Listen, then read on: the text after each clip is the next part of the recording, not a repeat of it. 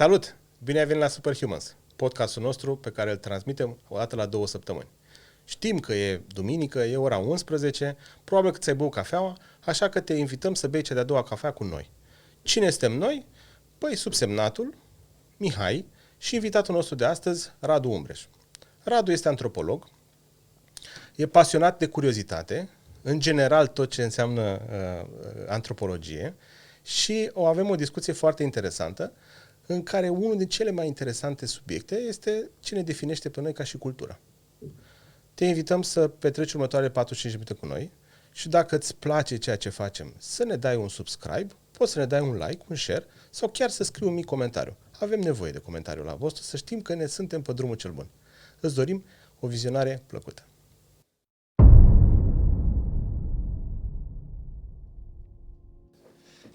Noi am început.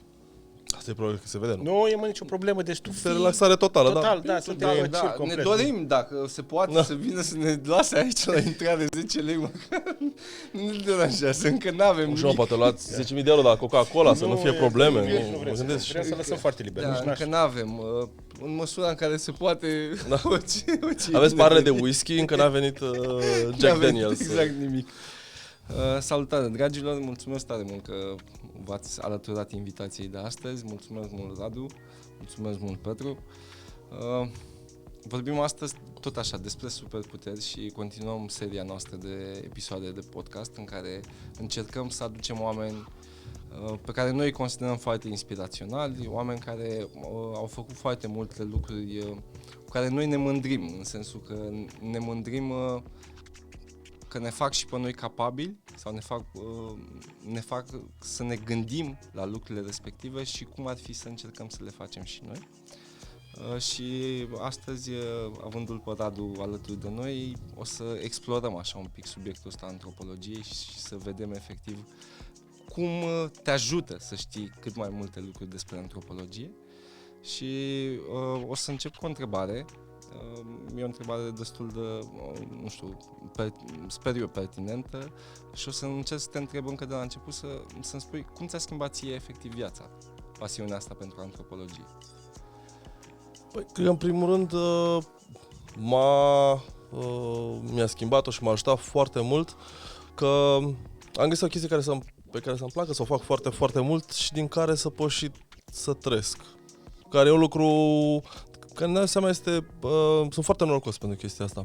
Că chiar, ca zic așa, pasiunea mea principală este și modul meu de a-mi câștiga existența și, nu știu, cred că am împlinit așa o parte a vieții mele, în partea asta personală. Iar ca schimbare, nu știu, la un nivel așa mai abstract, mai teoretic, nu știu, cred că de când am început să înțeleg exact cum se gândesc antropologic, să mă uit antropologic la lume, parcă, nu știu, a pus o altă lentilă, nu știu, una mai care judecă mai puțin și care încearcă să înțeleagă mai mult și mai caritabilă cumva așa cu noi ca oameni. Da, într-un fel generoasă, da. Poate măcar la nivelul ăsta al explicației, dacă nu în mod neapărat și generoasă comportamental. Dar să stai să judeci un pic, să reflectezi. Întrebarea următoare este pentru amândoi și aș vrea să vă întreb tocmai prin prisma experienței pe care o aveți fiecare, studiind domeniile astea în care ne uităm la cultură și Petru are experiența lucrând foarte mult cu organizații și tu implicit în meseria ta. Aș vrea să vă întreb de ce suntem ființe morale? De ce... Ce întrebare ne-a dat asta, ești nebun, ne-a dat greu. Da. Ne-a dat greu.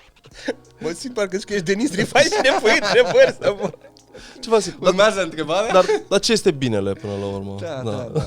Băi, ești nebun, că am Eu pot să dau o explicație asta, dar este foarte așa, foarte științifică și seacă și corectă de altfel, dar nu știu cât de interesantă este.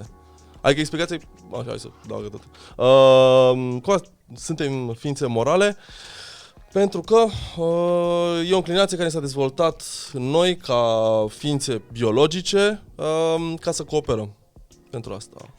ca să avem relații sociale, de cooperare, de mutualitate, dar și de păstrare a acestea, nu știu, și de conflict și de pedepsirea celor care nu cooperează, ca să încurajeze chestia asta mișto, care este să lucreze împreună cu alții. Da. Cred că și eu m-aș duce acolo. Acum, dacă ne-am duce, apropo că seara am avut cu Andrei Țăranu, care așa, știi, și povestea despre freudomarxism. Și aseară a fost doar despre Freud, înainte a fost despre Marx, știi, neomarxismul, și data viitoare le avem împreună, știi? Și, da, și era o chestie, era definiția asta a lui Freud legat de unde se află conștiința și moralitatea în sine, în eu, supra-eu, știi? Și odată poți să spui că da, este o deprindere învățată, deci moralitatea nu este ceva care ne naște, este ceva care este învățat și este un instinct de supraviețuire într-un context social, așa cum este orice instinct de supraviețuire, cum ar fi să înveți să faci, să tai un iepure, I don't know. Adică e un social, o construcție socială care are scopul de a face ca sistemul respectiv să fie mai sigur. Dacă ne ducem mai în primordialism, așa, e același. Adică, noi am supraviețuit ca și specie datorită faptului că am fost interdependenți și că am avut nevoie unii de ceilalți și atunci am construit foarte mult în jurul acestei interdependențe. Societatea și rigorile societății fiind una din aceste lucruri. Și atunci, întrebarea mea următoare se duce în zona, poate fi moralitatea baza încrederii?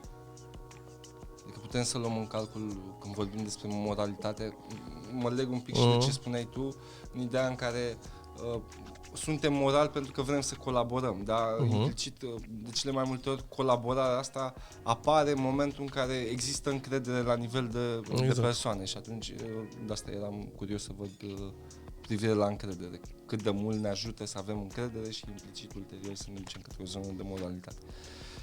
Din punct de vedere al timpului, îți gestionezi diferit timpul? Adică, uitându-te la el și din perspectiva asta antropologică, adică tu personal îți gestionezi un pic diferit timpul? Eu trebuie să recunosc că cred că gestionarea timpului e una dintre chestiile la care sunt cel mai slab, de departe, adică sunt subperformant, mult sub medie. Am și o formă de a lucra care nu e neapărat structurată, la program, sunt orele de curs asta și în rest am foarte mult timp pe care trebuie eu singur să mi-l aloc pentru diferite chestii. Și la aloc, doar că la aloc într-un mod foarte, foarte ciudat, merg după chestiile care urlă, care sunt urgente și însă o chestie, de exemplu, de gestionarea timpului pe care mi-am dat seama, iarăși din perspectivă așa antropologic, este că, de exemplu, fixația societății cu un program de lucru care începe la ora 8-9 și se termină la ora 4-5-6 nu e deloc bine adaptat cronotipului meu. Eu sunt mult mai eficient de exemplu, a doua parte a zilei. Okay. Și atunci mi-am luat și tipul de meserie și tipul de alocare a timpului care se duce spre lucru de la prânz încolo. Într-o activitate flexibilă. Exact. Și care cumva este ușor defazată de marea majoritate a societății, într-un anumit mod. Însă, evident, mă pot calibra, mă pot coordona cu ceilalți, însă îmi gestionez mult mai ok timpul așa, dându-mi orele eficiente pentru activitate, decât să mă forțez la ore la care chiar, nu știu, activitatea mea cognitivă chiar nu este la înălțime. Și e ok asta și, pur și simplu, este într-o mare parte genetică, are și o valoare adaptativă, într-un anumit mod și mi-am asumat chestia asta despre mine. Că ești ok cu modul în care îți gestionezi timpul. Da, și mă simt foarte mult vinovat pentru chestia asta. Te-ai simțit mult vinovat? Da, foarte mult. De ce? Că nu erai la standardele celor din jur? Da, adică de ce toți ceilalți la 9 sunt up and going și sunt așa. De când mergeam la Olimpiade, de când dădeam examene, performam foarte, foarte prost din cazul că erau dimineața. Și eram, nu pot zic că mă stricase societatea, așa am fost dintotdeauna. Păi și nu te-a ajutat ce faci tu antropologie ca să te înțelegi mai bine și să nu te judești clar. mai? Foarte mult, Cristian. Da, am înțeles cum sunt anumite mecanisme care sunt parțial născute, după aceea și generate de mediul înconjurător și iarăși să vezi reflexiv că și regulile astea ale societății nu înseamnă că dacă există instituțional o anumită oră de muncă, înseamnă că este și morală, de exemplu, că și trebuie să facem asta. Nu, e ok, e o modalitate de coordonare pentru că, adevăr, majoritatea oamenilor au un cronotip în care funcționează foarte bine. Dimineața, prânz și seara încet încep să se stingă și trebuie să se relaxeze. Iar eu sunt defazat cu cel puțin 3-4 ore față de programul oficial instituțional și ok, asta este e o majoritate, ca zic așa, cantitativă și eu încerc să colaborez cu ea de pe cronotipul meu. Da, și eu am avut o mare parte din viața așa. Adică eu până la 35 de ani mă culcam numai la 3 noaptea. Deci asta era și cea mai bune ore pe care le aveam era de la 11 seara Golden hour. până la 2. Da, exact. Bă, deci aveam orele alea, aveam o capacitate de concentrare și deodată s-a întors. Acum vreo 5 ani de zile, știi, s-a întors chestia asta. Am fost nevoit pe natura meseriei că mă duc la client, știi, și încep dimineața pe la 8 sau pe dracu, știi, și a trebuit să fac chestia asta vreo câteva săptămâni. Mi-a fost extraordinar de greu, dar după aia n-am mai putut să revin înapoi. Ți-ai resetat cronotipul, da? Da, mi-am modificat, s-a întâmplat și mă simțeam, deci fizic overall, eu mă simțeam mai bine când eram pe modelul ăsta. Mă ca 2-3, era nemaipomenit, eram bine, acum mă culc fără să-mi fie somn, mă chinui și mă forțez să mă culc. Exact. Eu personal la fel fac. Deci eu tot așa, cum zici tu, mă culc de la... abia după la 2:30 încolo încep să mă gândesc că să spui problema. Să mă culc, efectiv, da. Dar nu că mi-e somn efectiv, și orele cele mai bune de acolo, de la 9:30 încolo încep, adică de la 9:30 parcă am revenit. Și e o chestie foarte interesantă și mă bucur că ai deschis așa subiectul, pentru că toată lumea tinde spre o normalitate, știi? Doar că această normalitate e destul de greu de definit, adică și încerc să mă gândesc la tot felul de exemple în care cu toții căutăm media, dar în momentul în care avem media, ori suntem nemulțumiți, ori suntem, nu știu, cumva prea saturați de procesul respectiv și renunțăm implicit la lumea respectivă. Mergând așa pe firul ăsta, aș vrea să te întreb tot așa, cum arăta lumea dacă ar fi compusă doar din antropologi? Dacă toată lumea ar fi atât de interesată de subiectul ăsta... Ar fi foarte multe discuții, doamne, nu s-ar mai lucra deloc. Nu știu dacă ar fi o lume bună. Nu s-ar discuta, s-ar certa tot timpul pe interpretări. Nu, trebuie să fie puțin, trebuie să fie acolo o masă mică, critică, dar... glumesc. E o chestie pe care a spus un antropolog, că mie îmi place foarte mult, Maurice Bloch, și înseamnă că, de fapt, toți oamenii sunt antropologi. Absolut orice om din lumea asta e antropolog, pentru că ce înseamnă să fii antropolog? Antropolog înseamnă să înțelegi lumea, societatea și toți facem chestia asta. Ca să navigăm în societate, ca să știu cum vorbesc cu tine, să mă gândesc ce faceți voi, ce se întâmplă aici, e o formă de antropologie, doar că e o antropologie, să zicem așa, naivă. O antropologie populară.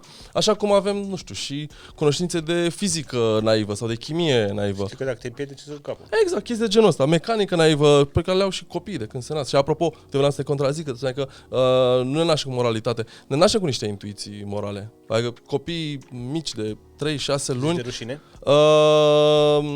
Și rușinea cred că apare destul de repede, dar da, și aici discuția dacă rușinea e o emoție morală sau nu. Da. Că s-ar să nu fie neapărat o emoție morală. Dar, de exemplu, copii de 3-6 luni, dacă văd două păpuși și una dintre ele încearcă să urce un deal și vine o altă păpușă și o lovește așa în cap și dă în jos, după aceea când li se arată păpușile alea, nu-l vor pe abuzator.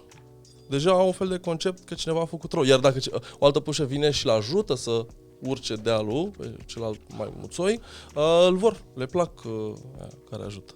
Așa, revenind la chestia asta, deci noi suntem antropologi, toți naivi, dar că unii dintre noi ne specializăm în chestia asta. Adică o facem într-un mod mai aprofundat, mai reflexiv, asta e foarte important, ne chestionăm tot timpul propriile asumții și propriile interpretări, discutăm despre chestia asta într-un mod... Așa că nu e... unii nici nu spun neapărat că este știință, că e mai repede un meșteșug. Și e o adevărat, deși, ok, e un meșteșug care ar trebui totuși să aibă niște rigori științifice, niște principii, nu chiar așa totul, însă, clar, deseori e foarte greu să explici cuiva ce face exact antropologia asta, deosebire de cineva care face, nu știu, matematică sau istorie și e clar. Știință exact. Da, noi studiem și noi oamenii, înțelegem oamenii. Care este foarte general, dar este și, cumva asta e și puterea noastră, deci că să înțelegem din toate punctele de vedere, cât mai multe puncte de vedere cu putință. Chiar am văzut, făcând un pic de căutări despre tine, am văzut o chestie foarte interesantă în ideea în care tu studiezi interdisciplinar, cred că nu zic bine acum. Ba da, am o abordare interdisciplinară. Da, interdisciplinar în așa fel încât să vezi cum poți să folosești anumite experiențe dintr-o disciplină, să le poți folosi, să nu mai pleci de la zero într-o altă disciplină. Și vreau să te întreb, cum funcționează mai exact?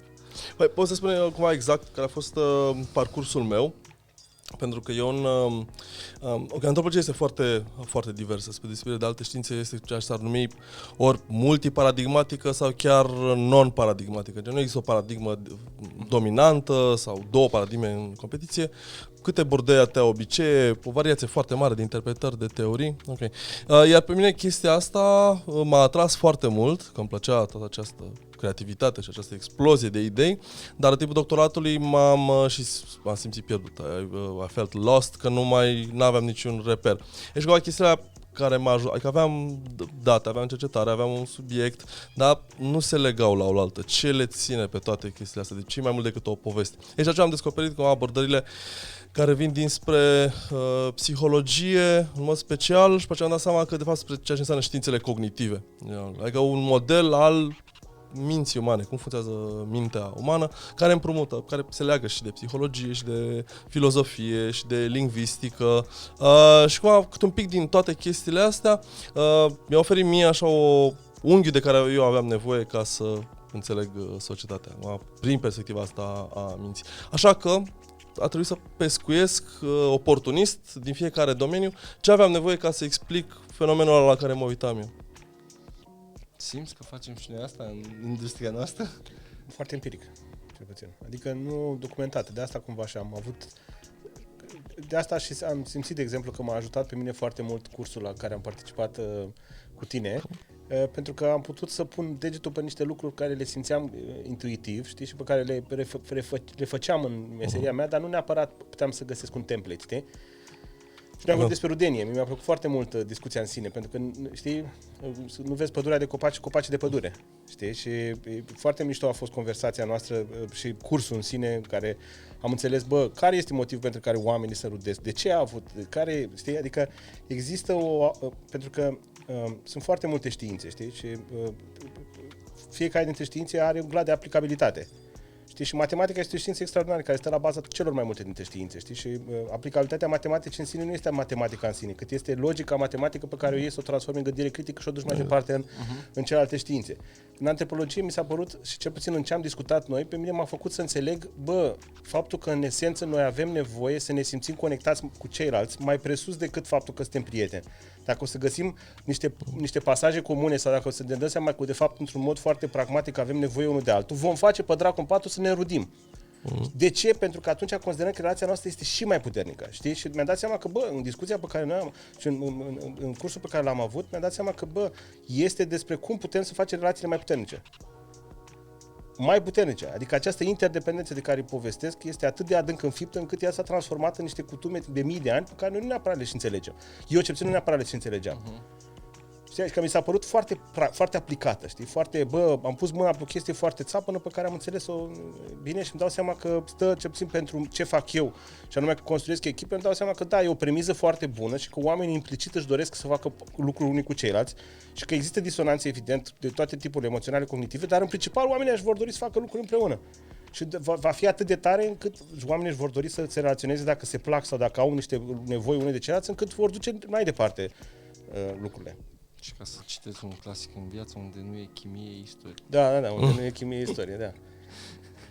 Da, mi s-a părut că, știi, cele mai multe lucruri pe care le-am studiat în viața mea, cele mai multe dintre ele le-am studiat empiric, citindu-le pe Wikipedia, vine câte o manie dintre asta, pe o chestie și o lună, două citesc despre lucrul respectiv. Mă uit pe filmulețe, YouTube, whatever. Going down rabbit hole, știu. Frate, mă duc și mă trezesc că se face noapte, că nu, știi? Și pleci dintr-o parte și ajungi și zici, wow, unde mă și mă sperii, știi? Într-o primă instanță mă judecam pe chestia asta, că mă ziceam, ce pierd timp. Și după aia mi-am dat seama că de fapt mă ajută că mă fac să înțeleg mai bine lumea. După aia mi-am dat seama că eu vin dintr-o altă lume, eu am făcut ASEU, în care lucrurile au fost foarte exacte, am fost un elev submediocru, pentru că în momentul respectiv eu eram implicat în ONG-uri și am fost în ISEC și după aia am făcut o fundație, Fundația Leaders, am făcut alte lucruri la momentul respectiv. Tu câți ani ai?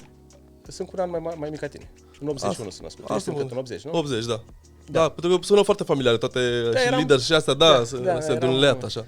Știi, și nu mi-a plăcut deloc facultatea mea, pentru că totul se împărțea între da sau nu. Bă, și mă nebunea faptul că nu exista ceva in between. Ok, în momentul când am început masterul ăsta și mi-am dat seama, bă, ești nebun, mai există niște științe care nu totul este alb și negru. Sunt foarte multe nuanțe de gri și ghiși ce pot să mă găsesc în oricare dintre nuanțele respective. Revenind în partea asta altă, sunt absolut convins că sunt cele mai multe discipline au aplicabilitate foarte bună în lume. Chimie, dracu, fizică, uite, facem. Dar antropologia mi-a plăcut pentru mine în mod special pentru că îmi dă niște repere foarte clare a modului în care funcționează lumea. Mă face să înțeleg cum funcționează oamenii, frate. La nivel individual și la nivel societal. Oameni care sunt, până la urmă, poate cel mai complex sistem pe care îl cunoaștem. Adică, de fizica și chimia, care sunt foarte exacte, dar până la care lucrează până la urmă cu niște legi și cu niște mecanisme care, oricât de complexe ar fi, nu se compară cu cât de complexă poate să fie, nu știu, mintea umană și de la mintea umană interacțiunile între atâtea minți și istorie și așa departe. Da, e o combinatorică imensă. Și de asta, de exemplu, apropo asta de întrebare și dacă cum se potrivește asta și în alte domenii, de exemplu, nu știu, și în business și în organizații. Nu știu, cred că Isaiah Berlin, un filozof, a zis că cumva intelectualii, dar cred că se poate extinde la toți oamenii în general, cumva cad în două tabere, în două grupuri. Și s-ar putea să vă sune foarte familiară chestia asta. Cunoașteți tipologia cu siguranță. Că unii oameni sunt arici și unii oameni sunt vulpi. Ariciul știe una și bună. Dar pe aia o știe așa, în adâncime e expert pe zona aia. Ca așa cum ariciul are o singură metodă de a se apăra, se face ghem, dar e extraordinar de bună aia. Și e super special. Iar alții sunt vulpi. Vulpile sunt oportuniste, încearcă și așa, și acolo, nu se specializează foarte, foarte mult în niciuna dintre ele, dar și tot timpul să fie flexibil, tot timpul să încerce o nouă chestie. Nu e bine să fie una sau cealaltă, nu? Au fiecare dintre ele avantajele lor și trebuie să recunoști când cineva e vulpe și când cineva e arici. Eu, de exemplu, avem tot din ambele cât un pic, doar că una e din dominantă, una dominantă și mai contează și relația pe care o ai cu cealaltă persoană și implicit probabil exerciții. Și poți să lucrezi foarte bine, de exemplu, o vulpe cu un arici poate să lucreze foarte bine. Că vulpea gândește cumva lateral în multe chestii și apelează la arici, care ariciul primește o zonă unde este super, super bun. E verticală, știi? Da, exact, pe verticală. E mai pomenit în ce faci. Da. Și au nevoie de unul de celălalt să coopereze pe chestia asta. Și asta, ce am apropo de interdisciplinaritatea, este o chestie de vulpi. Și eu sunt pe asta, pentru că poți să alegi din foarte multe chestii și poți să profiți de oameni care știu foarte, foarte bine o anumită zonă și o să extrag foarte multe informații de acolo și să o leg cu o informație dintr-o altă parte. Nu o să fiu niciodată super, super expert pe niciuna dintre ele, dar aș putea să, prin curiozitatea asta și prin ramificațiile astea, să fac anumite legături. Ce este? The Jack of all trades, the master of none. Da, ceva de genul ăsta, exact. Pentru că sunt oameni pe care îi recunosc ca pe domeniile pe care lucrez eu, care sunt mult mai buni pe mine decât mine pe o anumită chestie și îi super respect și le caut informația asta și îmi dau seama că eu nu cred că aș fi la fel de bun ca ei să fac chestia asta. Dar că mai repede pot să fac poate altceva mai bine. Da. Într-o lume în care conținutul este teribil de accesibil, știi, lumea noastră s-a schimbat foarte mult în 20 de ani. Știi, în 25 de ani. Adică schimbarea a fost dramatică, pentru că dacă cu 20-25 de ani era despre conținut, despre ce informații ai, adică în speță dacă a intrat luna pe roșu în nu știu ce, gata, mâine murim cu toții, și aia era informația pe care o avea și o știam cu toții, până la o abundență de informație, motiv pentru care în clipa de față miza nu mai este informația, ci miza este conexiunea informațiilor pe care le ai. Da, să știi ce e relevant și ce nu este. Da. Să filtreze, fac mai mult. Da. Dacă ar fi să pui mâna pe o descoperire mai fascinantă pe care ai avut-o și să zici, bă, uite, asta e, să pui degetul pe ea, așa, care ar fi? O chestie așa în mod pe care, da, cumva simți și tu că ai un sentiment plăcut față de... Cam așa, că simt fel de mândrie. Bine, nu știu, eu nu prea am chestia asta așa, nici prea mă gândesc așa pe o chestie să fiu super mândru de ea, dar cred că Recitindu-mi cartea pe care am scris-o acum și care ar trebui să apară în curând, recitind-o și deși am urât-o, pentru că întotdeauna când citești o chestie care ai scris-o un an sau doi, ți se pare groaznică. Doamne, ce prost era. Da, și îți vine să... Dându-mi puțină, nu știu, fiind puțin caritabil, am dat seama că, băi, chiar am reușit în cartea asta să spun așa povestea, să dau imaginea unui sat românesc într-un mod în care, nu știu dacă a mai fost făcut, așa într-un mod foarte, pe de parte, și sincer, așa, într-un anumit mod, fără idealizare, fără o ideologie politică în spate, fără o miză de genul ăsta, dar și care cumva reușește să răspundă la niște întrebări pe care le au oamenii, așa, în general, nu știu. Exact, apropo cu rudenia, cum se rudesc oamenii, de ce nu se mai țin de rude, de ce arată mormântările într-un anumit mod. Și chestii așa care sunt în jurul nostru, pe care oamenii le fac, poate nu știu exact de ce le fac sau ce rol joacă în viața lor, poate că am surprins anumite chestii de genul ăsta și poate, mai ales, cred că în zona de rudenie, așa, am văzut anumite lucruri legate de, nu știu, de mormântări, m-a fascinat în mormântările, de exemplu. Ce, ca obicei sau ca ce te... Da, dar nu cât de intense sunt și ce importante sunt mormântările, în special în societatea rurală, dar într-o anumită măsură și în cea urbană. Noi avem un cult al morților. Dacă să te gândești, ce puțin în rural, mormântarea parcă este cel mai important ritual, parcă e mai important decât botezul sau decât nunta. E mai intens, e mai e final. Da. Sunt și cealaltă, dacă aș întreba care e ritualul cel mai important și în care se și investește cumva și emoțional și ca timp și pomenile și așa mai departe, sunt ritualurile mortoare. Și care e faza cu ele? De ce așa de multă intensitate pusă acolo? Măsura în care în alte societăți vestice, de exemplu, ritualurile funerare sunt destul de rapide, ca și Revelionul. La noi este foarte importantă, ne pregătim. 2 zile de Revelion, e loc chilos, face salată. E interesant asta, da. Uite, corect așa. Adică sunt niște chestii din astea, Revelion. Dar noi trebuie să fie mare totul. Dar noi trebuie să fie mare, așa zici că suntem americanii. Multă șampanie, colivă la toată lumea, da? Da. Știi? Și în partea cealaltă, Revelionul e o chestie care durează de jumătate de oră. La fel și mormântarea. La noi este o pompă, literally. Știi? Și în alte părți este un eveniment care... Păi și ai găsit, adică ai făcut cercetare într-o comunitate, într-un sat? Da, într-un sat. Da. Și ai luat toate cercetările respective și le-ai arătat oamenilor cu care... Uite, asta e o întrebare foarte bună, că eu aș vrea să traduc cartea în română, să modul în care se ia scris acum în engleză, este adresat mai mult, să zicem, cercetătorilor, oameni din lumea academică. Gândindu-mă să o traduc și în română, am și discutat cu o editură care a zis că poate aș putea să fac o variantă mai light, ca să se adreseze publicului larg, o translatare a textului ăla, care să păstreze cumva substanța antropologică, dar fără jargon, mai puține teorii, mai multe notele de subsol, ca să zic așa, dar care să curgă pentru non-specialiști. Și ceva de genul ăsta, cred că după ce aș traduce în română, m-am gândit deseori dacă și cum să fac chestia asta, să o dau oamenilor din comunitate să o citească. Mă întreb dacă s-ar... Cred că multe chestii le-am și discutat cu oamenii cu care am lucrat, pentru că teoriile și modelele mele explicative erau generate din discuții cu ei și întrebau, ok, de ce se întâmplă chestia asta, de ce se întâmplă chestia asta. Practic, deseori antropologul nu vine el cu explicația teoretică, cât mai repede o extrage de la oameni sau extrage povești, modul în care ei vorbesc, așa ca niște antropologi nativi, populari, și el face din toată chestia asta o narațiune mai clară, mai analitică. Un raport, exact, da. Și aceia oamenii, când ar citi chestia asta, ideal, un antropolog ar trebui... Da, exact, uite, că aș fi foarte mândru, de exemplu, dacă oamenii ar citi chestia, zice, băi, da, cam așa funcționează satul nostru și asta se întâmplă la mormântare. Aia eram curios să văd la ce ne ajută procesul ăsta să conștientizăm, pentru că, cum ziceai și tu, sunt anumite lucruri pe care le facem că așa s-au făcut de când lumea. Dar în momentul în care vine cineva și ne explică de ce facem lucrurile respective, din punct de vedere rațional, la ce ne ajută pe noi care le facem deja de 20-30 de ani? Adică ajută cumva să nu o să le mai facem sau o să ne schimbăm cumva percepția despre lucrul respectiv și o să-l facem altfel, sau o să fie o informație pe care o aruncăm acolo în creier și ulterior noi ne facem obiceiul cum l-am făcut în ultimul timp. Ar fi frumos să crezi că oamenii, dacă ar înțelege ce fac lucrurile, ar reuși să le și schimbe. Pentru că, asta e o chestie din o terapie, să înțelegi și să faci ceva sunt două lucruri diferite. Că și eu înțeleg o grămadă de chestii, nu neapărat le și fac.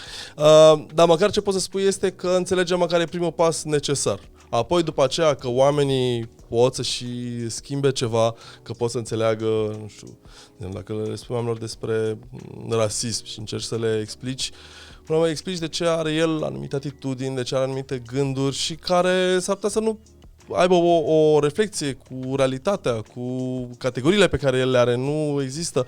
Dar el zice, băi, sigur, înțeleg chestia asta, eu simt asta, orice mi-ai spune tu.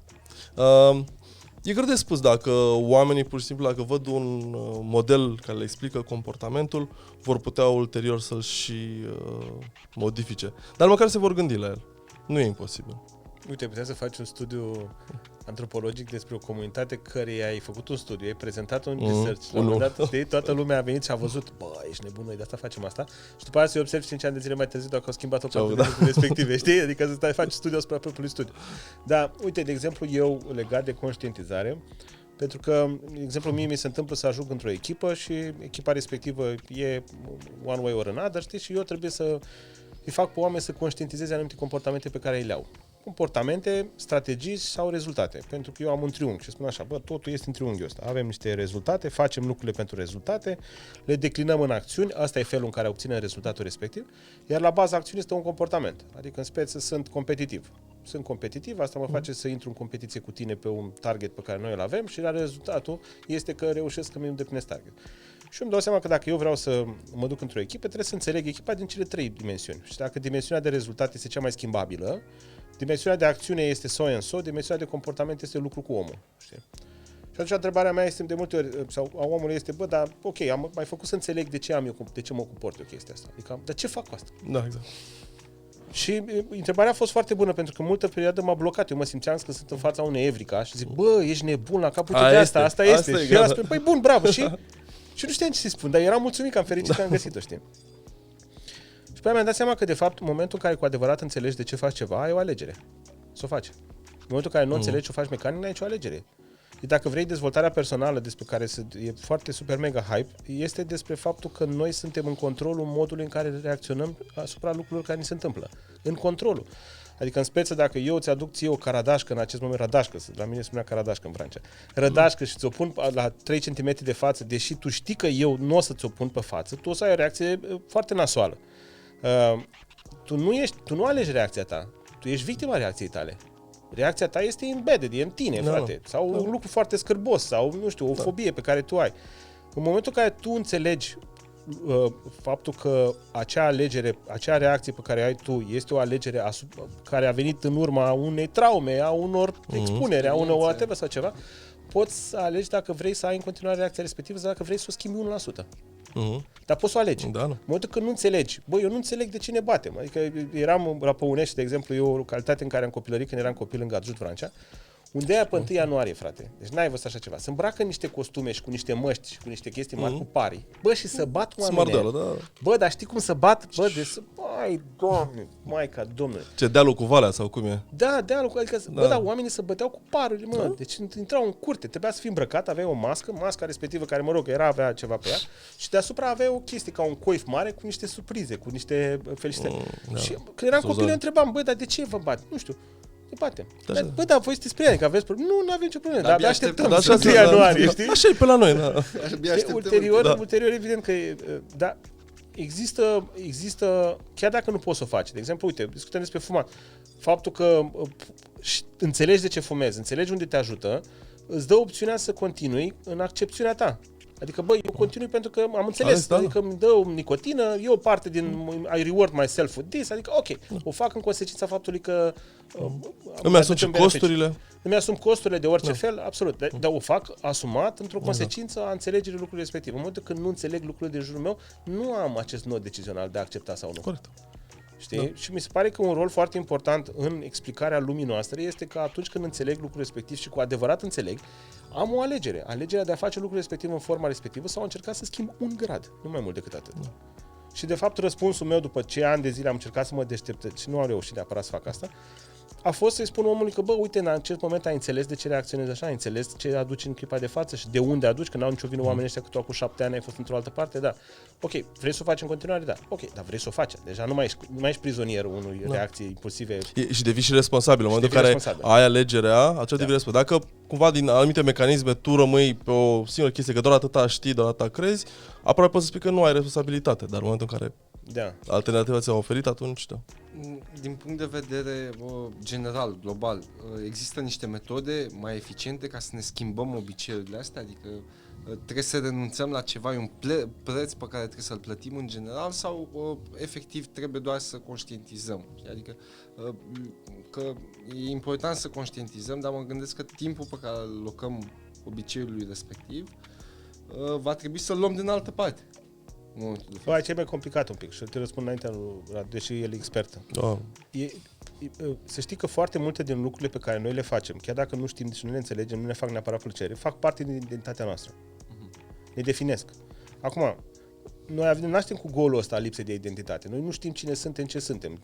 Suntem posesiunile noastre, suntem titlurile pe care le avem, suntem aspectul pe care le avem, suntem valorile pe care noi le spunem, dar in the end nu suntem niciuna dintre astea. Pentru că dacă iau toate posesiunile, toate lucrurile respective pe care tu le-ai făcut până în acest moment și le bag într-o cameră și le dau foc, tu cine mai ești? Ai valori? Păi ce valori ai? Sunt etic, sunt corect, perfect, bun. O iau pe fiică ta și vine unul și o răpește și spune dacă te duci și dai în cap celui mai bun prieten, ți-l dau pe fită înapoi. Ce faci? Păi dau în cap. Deci unde ești valorile tale? Deci nu ești nici valorile tale. Și atunci în golul ăsta esențial, golul ăsta nostru, trebuie să-l umplem. Cu ce îl umplem? Păi îl umplem cu toate lucrurile de care povesteam mai departe, având nevoia asta foarte mare de a fi într-un anumit fel, de a ne defini. La un moment dat, și nu la un moment dat, la nivel de societate, ce ne definește sunt suma obiceiurilor pe care noi le avem, la fel cum ne definesc și celelalte lucruri despre care vorbeam mai devreme. Deci, renunțarea la un obicei, oricare ar fi el, că-ți bați nevasta, frate. Un obicei stupid, absolut, care încă se practică în continuare și care reprezintă o parte din anumite societăți. Adică faptul că tu îți admonestezi soția este o practică socială, care este recunoscută. Tu nu poți să renunți la ea pentru că e o chestie care te identifică. Dacă eu renunț la ea, cine dracu mai sunt? Adică, știi, schimbarea unui obicei cu altul nu este doar despre reward, cum este în cazul echipelor. Eu lucrez în echipe, e un micro-environment, oamenii ăia sunt smart, oamenii ăia sunt școliți, oamenii ăia înțeleg acolo că sunt într-un rol capitalist de eficiență și au nevoie să joace. Dar pentru ăla de la satul ăla de acolo care face mormântarea cu 374 de sarmale și le înfășură cu mâna stângă pentru că a auzit el că vine bau dacă se întâmplă lucrul ăla, de ce ar schimba-o? Și dacă ar schimba-o, cu ce ar schimba-o? Ce i-ar da lui mai multă, știi? Și aici aș mai completa cu o chestie, că e foarte, te prezenta foarte bine perspectiva asta individuală, care exact așa este, identitatea individului, și după aceea mai e și perspectiva cealaltă, cumva socială, pentru că o grămadă din chestiile pe care noi le facem gândindu-ne că și alții le fac, sau le-au făcut înainte și este bine, sau dacă n-aș face așa, poate aș fi judecat, sau fac asta pentru că cred și că ceilalți o să facă chestia asta. Adică multe dintre deciziile noastre noi le luăm. Uite, îți dau și un exemplu. Să vă facem am citit un studiu recent. Rota, ai spus de bătut soția. Uite o altă chestie. În Arabia Saudită să-ți lași femeia să meargă la muncă. Soția. Da. Și această chestie, nu, că trebuie să stea acasă pentru că sunt o fel de restricții și atâtea islamului și e o cultură super patriarhală. Ne-a întrebat pe bărbați, a făcut un studiu și a întrebat dumneavoastră v-ați lăsa soția să meargă la muncă? Un răspuns. Și după aceea altă, dar ce credeți? Majoritatea celorlalți bărbați vor ca femeile să meargă la muncă, ca nevestele să meargă la muncă și aceste două întrebări. Și ce să vezi? Majoritatea ziceau că ar fi trimis-o la muncă, să mai câștige niște bani, să-și mai aibă și o ocupație, dar gândeau că, dar majoritatea celorlalți bărbați nu vor să o facă. Așa că nu pot să o fac. Eu aș vrea, parcă, dar pentru că marea majoritate o să fiu judecat, o zic că, băi, ce face ăla? Și ce le-au făcut, apropo de schimbarea comportamentului, le-au dat informația. Băi, fii atent. Că tu crezi că 80% dintre bărbați zic că femeile n-ar trebui să muncească. Dar fii atent că în realitate, când întrebăm oameni ca tine și ca celălalt, 25% zic. Și s-a schimbat comportamentul. Aia care au primit informația asta, după aceea au fost mai deschiși să-și lase soțiile să muncească. Deci e că această spirală în care te gândești că, bă, eu aș vrea, dar ceilalți nu vor. Și pentru că nu se vorbește despre chestia asta, că riști, dacă zici tu chestia asta primul, o să fii judecat, o zic că, dar ce mă, n-ai bani sau, îți lași femeia așa, în oraș. Se creează spirala asta tăcerii în care s-ar putea majoritatea să vrea să schimbe un comportament, dar pentru că nu știu că și ceilalți vor să-l schimbe, să rămână blocați într-o normă socială regresivă în cazul ăsta. Deci cumva ego-ul e principala armă care este, de fapt, armă de distrugere a identității astea. Bă, da, că gândește că factorul principal este presiunea socială. Adică goana după status, într-un context de oricare ar fi el, este fundamentală, știi? Dar, uite, în lumea ta antropologică există această goană după status? În orice lume există goana după status. Nu? Da, în orice lume. Definit în moduri diferite, dar întotdeauna există goana după status. Titlu, premiu, asta, deci Da, sigur. De fapt, cel mai important statut, cum este recunoașterea din partea celorlalți, care vine din diferite forme. Da, care vine, da, să zice, forme instituționalizate, după aceea, nu știu, bifarea anumitor criterii de articole scrise, de cărți, de așa mai departe. Dar cel mai important lucru este recunoașterea pe care o primim din partea celorlalți. Că cineva te consideră validare, te consideră cumva bun pe anumită chestie. Și da, avem, nu știu, toți avem nevoie de chestia asta. Din fericire, în lumea modernă, lupta pentru status se poartă doar pe o singură resursă. Sunt îndeajuns de multe resurse diferite, domenii diferite, astfel încât fiecare să-și caute nișa lui și să meargă cât mai mult poate pe chestia. Și e foarte bine, da, pentru că te motivează. Are și părți întunecate lupta asta pentru status social, dar are și părți foarte bune, pentru că e un foarte bun motivator, te face competitiv, da, să dai cât de mult se poate din tine. Și mai ales în luptă cu un altul care și el va face același lucru și, da, ca o formă de piață până la urmă. Piață liberă. Da, dar are și aspecte negative. Te întrebam pentru că tocmai voi înțelegând foarte bine ce stă la baza tuturor acestor... Faptul că antropologii înțeleg societatea, rare ori se întâmplă să se facă o antropologie a antropologilor, știi? Cum am prieteni care spuneau că aveau medici cardiologi care spuneau, Doamne, cât de groaznic este fumatul, și pe aceea în pauză toată lumea fuma. Dar nu se aplică la noi. Noi studiem pe ceilalți. E mai ușor. E mai ușor, da. Nu mai avem mult și mai am o singură întrebare și e o întrebare pe care am pus-o în episodul cu Ciprian și el mi-a returnat-o așa și vreau să te întreb pe tine din expertiză, prin experiența ta, să te întreb efectiv care e un lucru definitoriu pentru cultura românească? No. Cum am? Ce l-ai făcut? Cumva și el mi-a pus întrebarea asta în discuția pe care o aveam noi despre cultura romă și cultura românească și încercam să identificăm efectiv o chestie definitorie pentru cultura românească și am rămas cu întrebarea aia și am zis că... Deci, în modul ăsta nu pot să răspund la întrebare, cumva, nu știu, foarte teoretic așa, pentru că nu cred că există o cultură românească, în primul rând, așa, o mare variație și în ce includem asta. Includem cetățenii români, includem etnicii români, găsim un fir roșu care se unească pe toți, ok. Dar, uite, zic o altă chestie care mi se pare... Și iarăși definitorie, în sensul că o găsim doar în România și nu o găsim și în alte părți. Chestia cu sentimentul românesc al ființei sau chestii de genul ăsta, mi se pare așa, nu știu, o idee foarte romantică de secolul XIX și după ce ai identificat-o, vezi că este o variantă și la bulgari și la ucrainieni și mai departe. Dar uite, o chestie, să nu fim unici în chestia asta, dar parcă în România am văzut mai mult decât în alte părți și chiar vorbeam astăzi cu niște oameni. Noi ne judecăm foarte aspru pe noi ca popor sau ca societate sau ca țară, destul de bine pe noi ca persoană, dar rău așa societatea. Chestia asta cu românica, că așa e românica, așa sunt românii, așa suntem noi, ce vrei? O chestie, nu știu, o formă, i-aș spune aproape de, nu știu dacă de antipatriotism, dar... Sabotare, așa. Da. Care pe de-o parte este o chestie mișto așa, că o societate își vede defectele și greșelile, dar nu e foarte productiv pentru că nu e ca și cum se și întâmplă ceva referitor la chestia asta. Autosabotaj. E autosabotaj, dar și cumva și care legitimează și justifică că asta e, n-ai cu cine, ceva nu se poate. Însă în același timp, mi se pare că e și o formă de masochism în condițiile în care, chiar nu știu, gândim în condițiile războiului, ce se întâmplă în Ucraina și cum arată lumea, cu mai mulți oameni am avut exact această idee, cum așa nume, bă, nu o ducem rău.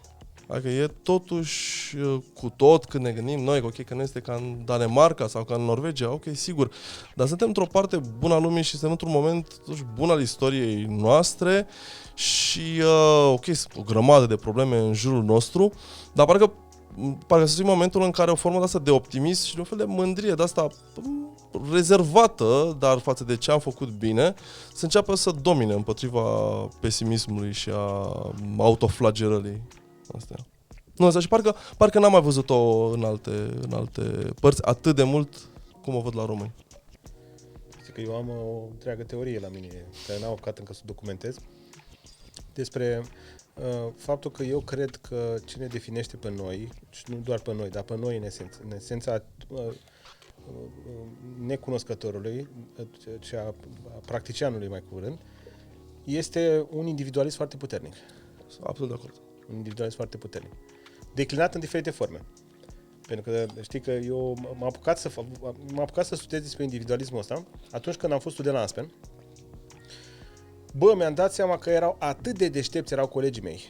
Și niciunul nu făcea nimic cu deșteptăciunea lui, într-un spațiu colectiv. Adică fiecare dintre ei era o rachetă, frate. Ne întâlneam cu oamenii și vorbeau și aveau o logică și retorică și valori. Adică erau oameni foarte mișto pe care îi apreciam și când se duceau în spațiu din care ei proveneau, bă, nu se întâmpla nimic.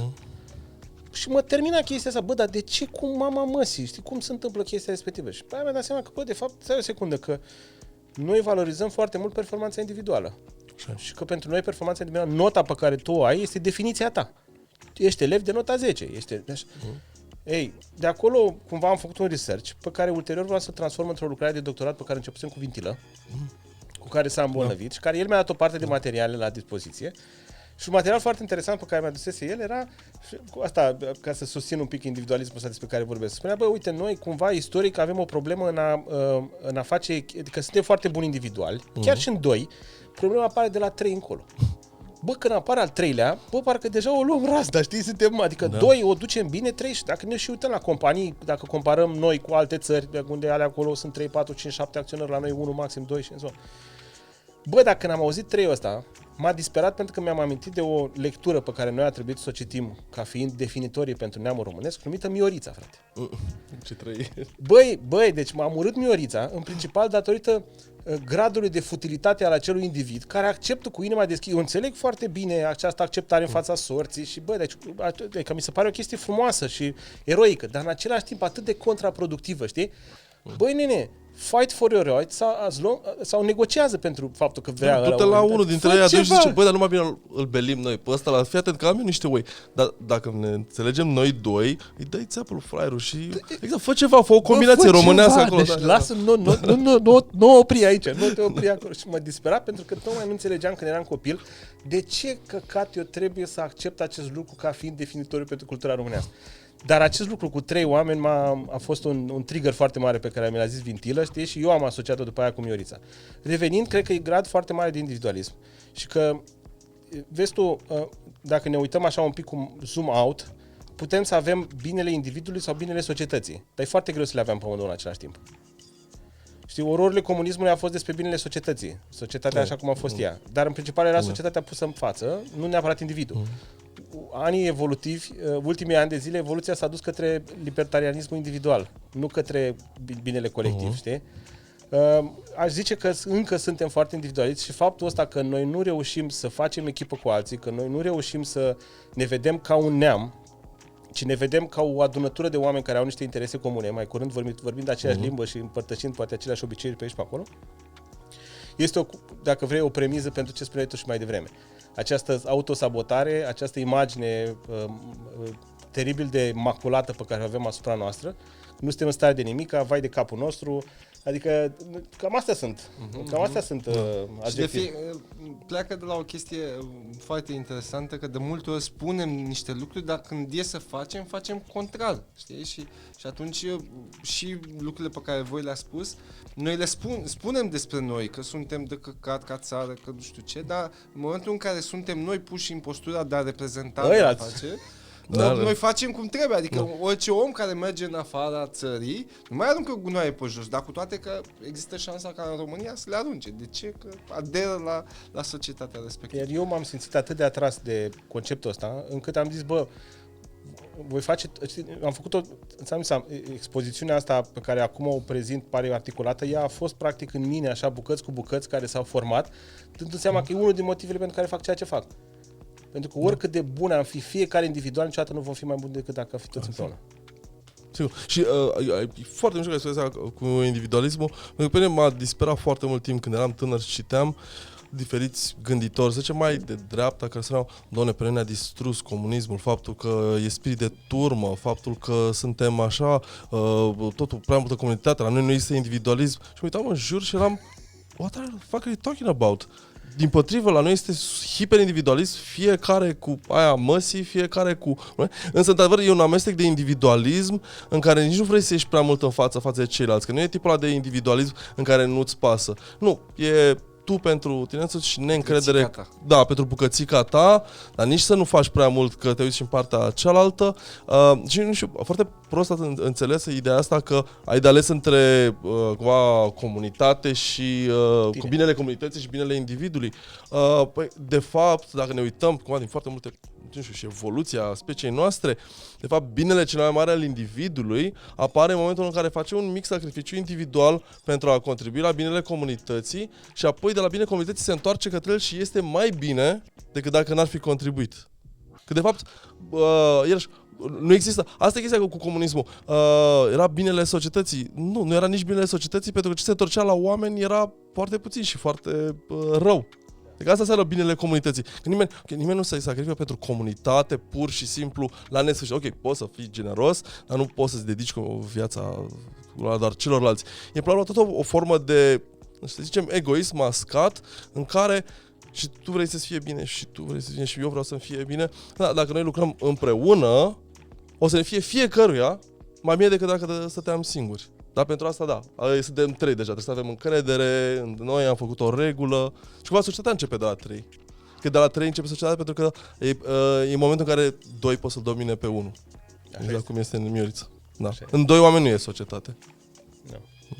Un ego normal este ca o normalitate absolută, o ființiune. Așa a spus Freud, așa că n-am cum să nu citesc din el. Mai am o singură întrebare și știu că vrem să te grăbești. Politician ești, mă. Da, și am și vorbe bune și acum urmează întrebarea. Radu, care crezi că este superputerea sau, să-i mai spunem, abilitate sau skill-ul care te-a dus din punctul ăsta în care ai observat că antropologia este o pasiune pentru tine până în punctul în care ești definit de antropologie ca și persoană? Nu știu, un amestec de curiozitate, flexibilitate și încăpățânare. Nu știu exact ce fel de superputere e asta, dar în asta mă regăsesc. Nu știu ce culoare avea costumul. Exact, nu știu ce. Am înțeles. Bun, vă mulțumesc tare mult. Cam asta a fost. Asta a fost episodul. Mulțumesc tare mult și pentru răspunsuri și implicare așa. Și cam asta a fost. Mersi mult pentru invitație. Formalizăm cu norocul. Da, cu noroc. Hai, dă și noi acum, că suntem în 3. Da, exact.